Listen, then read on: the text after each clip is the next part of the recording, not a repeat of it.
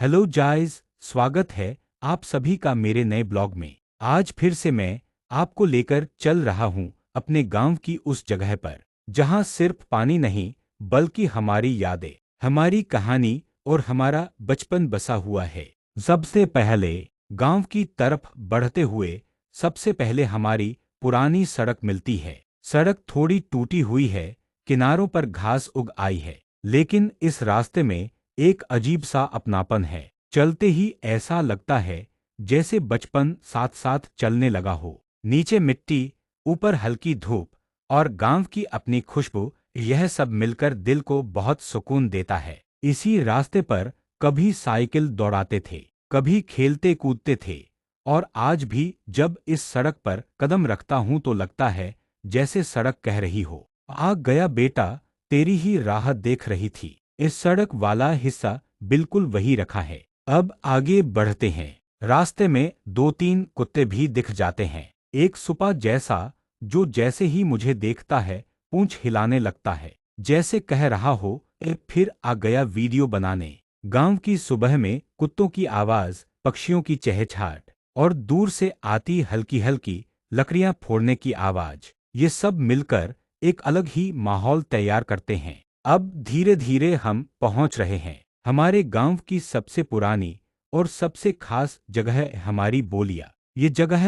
1983 में बनी थी। दादा परदादा के समय से यहाँ पानी कभी खत्म नहीं हुआ। गांव में पानी की लाइन चलती रहे या न चले, लेकिन बोलिया की गहराई कभी धोखा नहीं देती। यहाँ की मिट्टी नम है और पानी इतना साफ कि नीचे तक दिखाई देता है। सुबह सुबह यहाँ लोग पानी भरने आते हैं। कुछ औरतें गप्पे मार रही होती हैं, कुछ अपने घड़े भर रही होती हैं, कुछ बच्चे पानी के किनारे खेलते रहते हैं।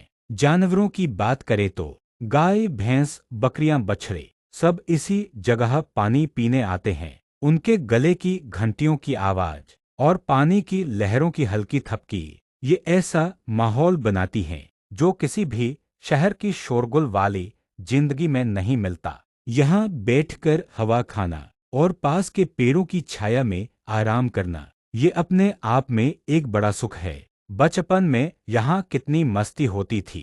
कभी पत्थर उछालना, कभी पानी में पैर डालकर गप्पे मारना, कभी कीचड़ से खेल बनाना, कभी बिना वजह एक दूसरे को पानी छिड़ककर भाग जाना। ये छोटी छोटी बातें आज याद करने पर दिल में हल्की सी मुस्कान छोड़ जाती हैं। गांव में जब भी कोई बाहर से आता है वो इस जगह को देखने जरूर आता है, क्योंकि गांव की असली शान यही बोलिया है। पानी भी देती है और यादें भी। बात करें यहाँ के मेले की, जो सिज के नाम से लगता है, तो उसके तो मजे ही अलग हैं। गर्मी के दिनों में यहाँ इतनी भीड़ होती है कि लगता है पूरा गांव यहीं उतर आया हो। झूले, चाट, रसगुल्ले, बच्चों के खिलौने, ऊपर से बजते ढोलंगाड़े, हर तरफ रौनक ही रौनक। मेले में बच्चों की हंसी, बड़े बूढ़ों का मिलना जुलना और युवाओं की टोली, ऐसा लगता है जैसे ये बोलियां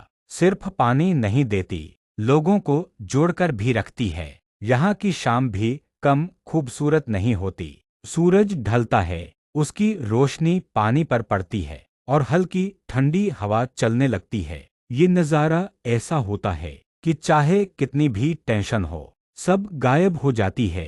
कुछ लोग तो शाम को यहाँ बैठकर अपनी सब चिंताएं भूल जाते हैं। गांव की मिट्टी, गांव के लोग, गांव का माहौल, ये सब मिलकर दिल में एक अलग ही शांति भर देते हैं। यहाँ आने का सबसे बड़ा फायदा ये है कि चाहे कितने भी साल बीत जाए, हर बार यहाँ आकर ऐसा लगता है जैसे खुद से मुलाकात हो रही है। और इसी जगह की वजह से गांव के कई त्योहार, कई यादें, कई कहानियां बनती हैं। आज भी जब मैं यहाँ आता हूँ तो बचपन आंखों के सामने घूमने लगता है। दोस्तों की हंसी, खेल कूद, मस्ती और वो दिन जो शायद वापस नहीं आएंगे, लेकिन यादों में हमेशा जिंदा रहेंगे। इसलिए हर बार मैं आपको इस बोलिया की सैर कराता हूँ ताकि आप भी महसूस कर सकें कि गांव की असली खूबसूरती बड़ी चीजों में नहीं होती, छोटी छोटी जगहों में छुपी होती है,